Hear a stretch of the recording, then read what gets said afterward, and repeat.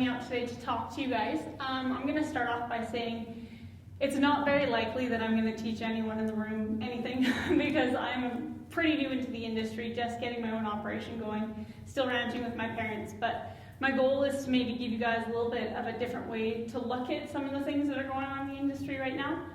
And it's kind of cool because my presentation is actually pretty much a wrap-up of all the presentations we've heard today. So maybe I can give a little context on how to bring all these different concepts together into one operation. Awesome. So yeah, I'm a fourth generation rancher from Turner Valley, Alberta. I grew up as pretty much every other ranch kid does in Alberta. I was in 4-H from the time I was 9 through till I was 18. Grew up through Pony Club. Spent more of my time horseback than on foot, and I still try to stay true to that as possible today. Most of my earliest memories come from ranching, whether it would be chopping firewood or chopping water holes in the winter, riding around the tractor with my dad, so it's kind of really deeply rooted in me. Recently graduated from Lethbridge College. The agricultural technology course down there is awesome. Not trying to, promote an enemy territory here, but animal science diploma is fantastic. I had a great time down there and learned a lot. Now I'm the youth leadership coordinator for the Canadian Cattlemen's Association, where, as you guys have already heard, I manage the Young Cattlemen's Council and the Cattlemen's Young Leaders, which I will both talk about a little bit later on. So, why did I get into ranching? This is a really, really easy question for me to answer. My favorite things in the world are being outside, horses, and cows. So it was kind of just, a natural flow. It's a family business as well. It's one of those really interesting industries where pretty much everything we do is reliant on not only our family but our community as well. There's a lot of times of the year, I'm sure a lot of you will agree with me, when we can't get done what we need to get done without people around us, whether it's branding or roundup. So it's a fantastic industry that way, where we keep everybody involved and it's really engaging and kind of fun. And the last point you can see up there is I'm really tired of the world biting the hand that feeds it. Coming into this industry, especially in this day and age, I'm seeing a lot of interesting perspectives from consumers coming up. I'm sure if I mention the phrase A&W in here, you probably all know exactly what I mean. Certified humane Earls. There's a lot of misconceptions, and I kind of wanted to be one of the voices that helps bring to light a positive attitude about agriculture and a little bit more understanding. And this actually starts in the beginning of my post-secondary career. So I didn't actually start out at Lethbridge College. When I graduated from high school, I actually started at U of C and went there for 2 years taking English. Before I start this story, I want to clarify that I didn't flunk out. It was a personal choice to switch. But I was taking a course as an option. It was called Animal Geography, and it was a really interesting course about human and animal interactions. And in the first day of class, we were having a discussion about how humans use animals. So that's for consumption, textiles, sport, companionship, travel, all these different concepts. And I'm sitting in the back, a little ranch kid, being a little bit quiet, got my ball cap on, not really engaging too much. And there's this girl in the front row of the classroom, and she'd been pretty vocal and engaging in most of the conversations. And she puts her hand up, and she says, I'm pretty sure that they have different cows for leather than they do for beef. And I was just like, what? I mean, we've all heard the jokes that, chocolate milk comes from brown cows, but I didn't actually have the ability to believe that people actually believe those things. I didn't realize that those were concepts that people didn't understand.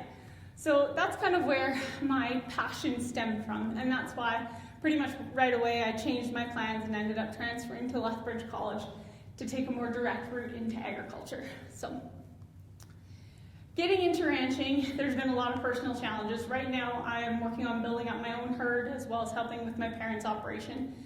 And the family dynamic plays into it in a big way. And I'm sure a lot of the young people in this room can probably agree. There's always a little bit of struggle after going to school and coming home with new ideas and trying to engage your parents and get them excited about these ideas. I know it's never easy for my dad, who's been ranching all his life, to take advice from his little 22-year-old daughter. So it's been fun, it's been interesting, but it's taken a lot of work and it's taken a lot of patience because we've had to reconsider some of the ways we communicate and open up different communication paths and try to keep level heads about a lot of the conversations that we have. So one of the other challenges that I face is my desire to be in the industry at a grassroots, but also have an industry position where I can have a little bit of influence. So with my passion and my want to change the way people perceive agriculture, I kind of knew that I was going to have to dig into the industry maybe from a different perspective, so maybe through developing policy or getting involved in some different programs. So that's where my position at CCA comes from. But at the same time, I would not be able to be developing my own herd or working on a ranch really at all if it wasn't for the support that my parents have given me. I spend as much time as I can at home. I've actually been living at home pretty much this entire first year that I've been out of college, working when I can. I'm always working on weekends, but because my parents are there, it offers me a little bit of flexibility to be able to dive into my career and other aspects as well, so that's been great. And just in case you guys haven't read the comic yet, it says, it was hard enough making ends meet when it was just the two of us, and now we have a baby and suddenly there's 4 more mouths to feed, or 4 more stomachs to feed. So I think this is a really good example of how tough things are in agriculture right now. Being a young person wanting to start up on my own ranch and get some land, it's terrifying, it really is. Looking at the land prices right now and the interest rates, and it's not always viable. So I know there's a lot of young people out there who are actually getting a little bit creative with the ways that they're getting into ranching. For instance, I actually worked with a young guy and he had a plan set up, and I know there's a few people who have this plan right now where they've got a land base but don't have the capital to purchase cattle. So they're finding an older producer who may not necessarily have a succession plan, and the older producer is running cattle on that land, allowing the young person to look after them. And rather than giving them a paycheck at the end of the year, they're getting a cut of the calves. So with that in mind, they're able to start building up their own herd while also gaining experience with dealing with large numbers of animals as well, and using their land base, which is super important. So at home on our ranch, our concepts probably aren't too different from a lot of people in these rooms, or in this room. We believe in making sure that we understand our operation and know every single piece of it. So we like to know what our stocking rates are, what kind of grass we're facing, what our genetic programs are, and how those different elements work together. On our outfit, we like to believe that the cattle are not necessarily our resource. The grass is the resource, and the cattle are a tool to harvest value from the grass. So with that in mind, because we are mostly range-based, we like to focus on a genetics program that does really, really well on grass. And in our experience, that actually comes from the Hereford breed. Now, my dad's family actually comes from a purebred Hereford operation close to here, just up at Penhold. So that kind of comes from where my bias is a little bit. I know I get made fun of a lot for liking my red-white faces, but I do what I do. So we like to focus, like I said, on managing our grass and managing our cattle accordingly so we can get equal value out of both parts. So at home, we've kind of got, compared to most ranches in our area, we've got a relatively small land base. We've got a section of land at home, which is kind of our home base, and then we have some lease land. We've got 2 quarters, and we call it literally across the river because it's just south of our place. It's actually about a half-hour drive around, but we can see the pasture from our kitchen window, which is kind of cool. So with these 2 patches of land that are kind of far apart, we have a little bit different of a mentality on how we manage our land. So rather than building up a really large cow-calf base, we actually background our yearlings. And this makes sense for us because of the land base that we have that's not exactly right at our fingertips. So throughout the winter, we're feeding and then we're calving. We background our calves on grain and hay at home, so when the animals are a little bit more high maintenance level in their production chain, they're close by and they're at home. But then in the summer, once we've got some grass, we ship our yearlings across the river, and pretty much throw a block of salt out, check on them every now and again, and it's pretty hands-off. So it's really great because it's a little drive from home, but we're still able to manage that patch of grass efficiently, and we're still able to use it to the best of our ability. And then we also like to look at knowing where our individual operation sits within the industry as a whole. No 2 ranching operations is the same, so what works for me may not necessarily work for anyone else in the room. So, and with all that being said, our genetics program works for what we do as well. So, like I said, we've got a relatively small land base, so that's why we end up backgrounding and selling our yearlings, and with that, we're able to keep a bit of a smaller seed stock herd. We've heard a lot about risk management today, and actually keeping our yearlings around acts as a bit of a risk management mitigation for us as well, because when we've got those years of drought or high feed prices, or when things are a little bit tough, we're able to sell off our yearlings rather than dispersing our seed stock birds. So we're able to keep our genetic base strong and how we want it to, while having a bit of a buffer between those tough times in order to kind of keep us going through those tough times. We are also part of the Sheep Creek Stock Association, which is just a couple miles west of our place. We actually are able to trail our cows down the road in the summertime. It's a short drive. With that, most of our we don't actually keep a lot of cows on the home place during the summer. Most of our cattle are either across the river or in our stock association. And that makes things a lot easier for us in terms of producing our feed for the winter. So we're able to put up our own hay at home. We don't have to buy, well, we have to buy hay sometimes, but who doesn't? So we are able to put up hay at home, as well as at the same time we have a little bit more freedom. So we do a lot more of a management on our infrastructure in the summertime. So we're fencing, we're building crossings, we're improving our grasslands and opening up more pastures. And pasture renovation is really key as well with our property, because we've got a lot of trees, and I mean, as important as trees are in every ecosystem, they can hinder your grassland a little bit, so we like to manage them, open up some of those areas where maybe the poplar or the aspen is closed in, where it may not necessarily have been 100 years ago, because I mean, we used to have fires that come through and wipe everything out, right? So we're always trying to manage our pasture and open things up so we can use our land to the best of our abilities. The last thing we always like to do is we like to talk to our auction market reps as well to figure out when they think that would be the best fit for us to send our calves to market, or our yearlings. So we just actually sold our yearlings about a week and a half ago now, and a pretty good example of how our genetics program is working with our grassland and our plan is that on the pre-sale sort, we actually had 2 yearlings that had to be sorted off the top because they weighed in over 1,300 pounds. So that was kind of cool to see our genetics really doing well in the environment that we've designed for them, well, or utilizing for them.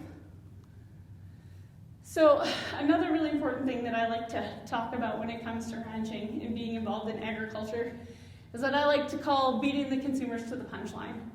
You guys have heard me talk about already how I have developed this view on our industry where the consumers aren't necessarily hearing our stories or might be developing some ideas that may not necessarily be true about agriculture. So the best way to prevent misinformation from being spread is to spread true information first. So get ahead of them, get out in front of them with good information, good stories. This is going to have an impact on how we produce in the next couple of years. We are seeing a lot of pressure from consumers on how we produce. So we've got, for instance, as I've already said, the hormone-free movement, the certified humane movement. And all these different buzzwords or marketing campaigns are popping up because consumers are asking for this stuff. And it's because they don't understand and they may not realize how beneficial all these practices are to our operations and to producing food. So it's important to tell this story because if we're not careful, those voices from the consumers very well could eventually start basically limiting and dictating how we run our cattle, which isn't really that fun to think about because who knows better how to raise cattle than people who've been doing it all their lives. So that's why we gotta have conversations with them and get people involved so that we can continue to operate the way that we see and know is fit. So cracking into the industry from a young person's perspective, I've already said it's scary, it's hard, it's expensive, but there are some things you can do to make it easier. One of my favorite things about this industry is the networking opportunities and the conversations that we're able to have with each other. That's how you come up and find these opportunities of ranchers that may not necessarily have a succession plan and are looking for somebody to take on their operation, or somebody who's got an idea on how you can fix a watering situation or how you can improve your pastures. So engaging in conversations and talking to people around you really is the best way to pass information in this industry. I mean, I'll be the first one to say it. We're kind of an old boys club. Change is scary. We don't necessarily buy into new concepts right away and really easily. So the old-fashioned way of communication really is the best. Risk management, as I had already mentioned, is really important. Not only from kind of an organic perspective, like I was talking about with our yearlings, but also from a financial perspective. On Tuesday, I think it was, when we were in Nanton, I was having a conversation with a couple gals from AFSC, and I'm sure you guys will probably agree with me in the back corner, or you can correct me. but she was saying that only 11% of cabs in Alberta this year were insured for price, and they've already paid out something like $12 million, which is crazy. I mean, this year, price insurance really would have been a good benefit. And a lot of the times when I'm talking to young producers, I'm finding that the perspectives on what risk management can actually do is a little bit skewed. I was having a conversation with a friend of mine that's from the Brooks area, and we were talking about marketing cattle and the different options. And I was talking about the futures market and options and whatnot, and he says, well, you know, that stuff's all great, but it's not going to do anything for me this year. It's not going to put me back in the money. And I said to him, well, you know, it may not put you back in the money, but it's going to close the gap. It's going to bring your cost of productions a little bit closer to what your actual check is at the end of the day, and it's going to make it a little bit easier to survive through those tough times. It's going to make things easier. So although it is possible to find those contracts that put you back in the money, that might not necessarily be the right plan or the right move. It's about shrinking that risk and making your losses smaller. And getting engaged in the local industry as well. Like, doing exactly what you're doing right now. We heard Rick talking earlier about how lifelong learning really is one of the key factors to making sure that your operation is successful. So coming to events like this, you've got opportunities to talk to new people, we're learning new things. And I don't know, my personal favorite event, a little bit biased, is the Canadian Beef Industry Conference that happened this summer. It was a fantastic event, and I know that we've got even bigger and better plans for it next year. So if you didn't come out this year, make sure you put it on your calendar for next year. It's going to be fantastic. So also, one of my favorite ideas, actually I had a course on this when I was in college, adding value to your agricultural program. There's a lot of different ways. So for instance, direct marketing, setting up different programs where you can sell your cattle straight to consumers and cutting out middlemen. That's great. But who in the room has heard absolutely enough about these two logos on the screen right here? No one? Oh, that's impressive. I feel like that's pretty much all I've heard about in the past year or so. But these two programs are really important for one reason for me. I'll sit down and have a conversation with my dad, especially about VBP+, and he says it's a great idea, but it's not going to make me be able to sell my calves for anymore, or my yearlings for anymore. It's not going to put more dollars on my check at the end of the year. And that's completely fair. I mean, who wants to work more for less, or for the same amount of money? It doesn't make sense. But in the industry that we're in right now, especially with the pressures that we're feeling from consumers, these programs are more important than ever, because buying into programs like these and using them to tell our story and promote the fact that we are looking after our animals well and looking after our environment well, very well could be the reason why you are able to continue to receive that calf check at the end of the year. Programs like these may make it possible for you to continue doing what you're doing. And I was kind of joking about this the other day. It's kind of like being in a relationship with somebody.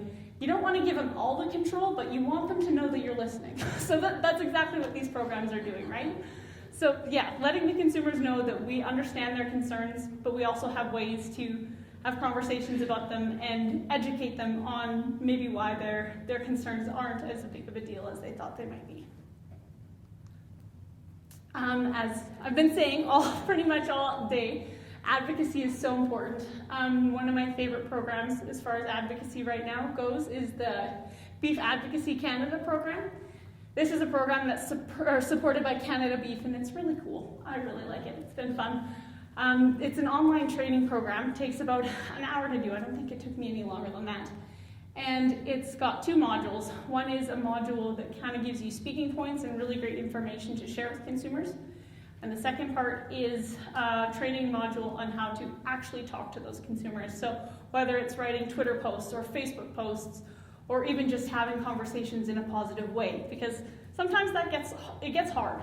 Having conversations with people who have beliefs that are a little bit different than yours, sometimes it gets a little spicy. Sometimes tempers fly a little bit, but in order to keep the passive communication open, it's really, really important to stay calm and positive and find common ground with people. So this program is really fun. Once you've graduated from it, you'll be added to a closed Facebook discussion group where we're constantly sharing interesting posts or pieces of information or different talking points that we we like to share with consumers. And then we've also got a bit of a traveling roadshow booth that we set up all over the place. Actually, this weekend, this booth's going to be in Toronto at the Royal Winter Fair, and then next week it's going to be in Farm Fair, and then after that it's going to be at Agribition. So if you have graduated from our program, you'll probably get asked to volunteer at this booth, which I think is a lot of fun. In case you guys haven't noticed, I like to talk a lot. So this booth, I basically just get to stand there and talk to people about cows, which is my favorite thing to do, really. So actually this summer, it was at the Calgary Stampede, and I got the chance to stand there for a few hours.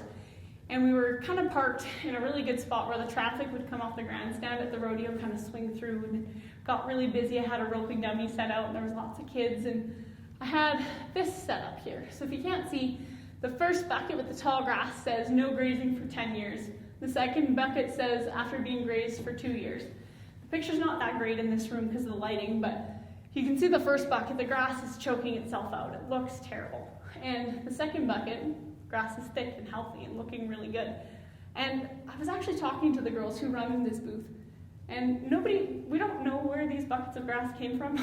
They just showed up on the table the one day, and they were a huge hit. I actually got to have a conversation with a pair of vegetarians about this. And it was really interesting because although you could tell that I didn't necessarily change their mind on consuming beef, but they stood there and they thought about it and they go, I didn't know that. Simple as that.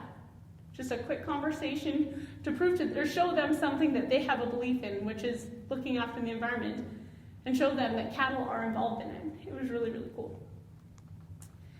There's a lot of opportunities in Canada in the beef industry right now, and I think one of them is our voice on sustainability. We're doing a really good job talking about it right now, and that's why McDonald's is here. That's why the Global Roundtable for Sustainable Beef was here just a couple weeks ago in Banff. We're promoting what we're doing, and we're talking about how what we're doing is good. And we all know that in the room. The environment needs cattle. The environment needs ruminant animals to graze. So it's a great opportunity to capitalize. It's good to talk about that and prove that what we're doing is good enough. Also, we heard about CETA being signed this week, or not this week, but recently. And actually, I was reading an article that CBC put out that said that there's going to be about $600 million of benefit to the beef industry in Canada because of that. So that's really exciting from a young person's perspective too, to show that we might start seeing more value in our industry. We might start seeing those profit margins stretch out a little bit. So this is really cool. I love this poster, or this advertisement. Has anyone else seen this yet? No? Well, Andrea Brocklebank, who works for the Beef Breeds Research Council, posted this on Facebook right after the Global Roundtable for Sustainable Beef. And it says, "Love the prairie? Thank a rancher. From the Cerrado to the northern Great Plains, World Wildlife Fund thanks the world's ranchers for working to keep the grass right side up." How cool is that? An organization that is widely trusted by a lot of people who may not necessarily trust cattle production is using an emotional field and an emotional side to promote what we're doing. This is huge. A couple weeks ago, I was at the Ag for Life Harvest Gala in Calgary, and the keynote speaker there, his name's Jack Bobo, and he said something that was really interesting that ties into this. He said, if they don't trust you, the science doesn't matter. If they do trust you, the science doesn't matter. Consumers want to hear an emotional story. They want you to tell them the warm and fuzzy things about the industry, because all they're seeing right now is the sad and scary. So that's what we need to do. We need to show them pictures of cute calves running around belly deep in grass. So this advertisement is fantastic, and I really think this is a wave that we need to ride for sure. Looking ahead, I see a lot of really positive things in the beef industry, and I think this picture kind of captures it really well. So obviously this is branding calves in the spring, and it's really cool because our industry is so old and we have seen so many changes, yet so many things still remain the same. We're branding pretty much exactly the same way that my family would have been 100 years ago, dragging calves to the fire with ropes. That's how we've always done it, and that's how we're still doing it. But if you look a little closer in that picture, there's a lot of things there that wouldn't have been there 100 years ago. So for instance, giving CCIA tags to improve traceability. We've got really, really great vaccine protocols now to manage animal health. And my personal favorite development that's come up this year would have to be the oral meloxicam that we've started using at Brandings. That's huge. It's a really cool talking point because consumers can see it as a positive thing for the animal, but it's also a positive thing for our bottom line, because if those calves feel better when they get up and leave from the branding pen, they're going to put their head down and they're going to start eating faster and put on weight again, right? So it's fantastic to have the combination of the positive social perspective, but also the positive economic and production perspective as well. I personally think it's really cool that every summer we put our cattle out into the same forest reserve pastures my grandparents did. But now we have walkie-talkies, so for instance, when somebody gets bogged down in the mud or needs help, help's only a quick call away instead of having to dig yourself out, right? So I think it's really neat to see an industry that is so deep-rooted in history, but still so adaptable and so interested in improving. And I think we see that in all types of agriculture, from animal agriculture all the way to the grains and the crops as well. So as I said before, I work for CCA as the Youth Leadership Coordinator, and I manage these two programs, which I absolutely love. They're fantastic. The Young Cattlemen's Council first, I will talk about. It's a youth subsidiary of CCA, so we've got a large following. You can sign up, get our newsletter, and then join our Facebook group where we also have a lot of really great discussions. But we also have a board of directors, so I think since I stepped down, there's 7 there now, so there's a few provincial reps, and then some elected members at large. And we have a president, vice president, past president. We have monthly conference calls where we discuss different ways to improve our board, but it's really cool because the members on the board of YCC also get to sit in on committee meetings at CCA. So they get to sit in, participate in conversations, sit at the head table on the value creation, the environment committee, animal care and welfare, pretty much all the committees, but they just don't vote. So it's a really great training process for us to get young people who are interested in the beef industry fired up and excited, and also educated on what they might be involved in the future. And then the Cattlemen's Young Leaders is another fantastic program, which is a mentorship program for people. Actually, both these programs are for people between 18 and 35. I actually was talking to a lady about it, and she says, those aren't youth, those are tiny adults. And she wasn't wrong. But the Cattlemen's Young Leaders program, we have about 60 applications every year, cut it down to a handful of semi-finalists, and then this year we actually had our selection process at the Canadian Beef Industry Conference. So all our semi-finalists came, had a lot of discussions, participated in some roundtables and some interviews, and then eventually we cut it down to, I believe, 16 mentees this year. And as of today, actually, I was busily typing away on my computer this morning because we just announced all the mentors for this year to our mentees. So that's really exciting. We pair each of the mentees up with somebody. Sometimes they're in industry, sometimes they're not, but just somebody who has a really good knowledge base on something that the mentees may be interested in, which they outline through their application. So both programs are fantastic. If you have any questions about them, come talk to me. I love the programs, love talking about it, so I'll be hanging around for a bit. There's a few websites there for you to check out as well if you're interested in anything I've talked about today, and a few Twitter handles. So, any questions? Quiet group, awesome. Love not having to answer questions. Are you sure there's no questions for Emily? Okay. Thank you very much, Emily. Great to have you here.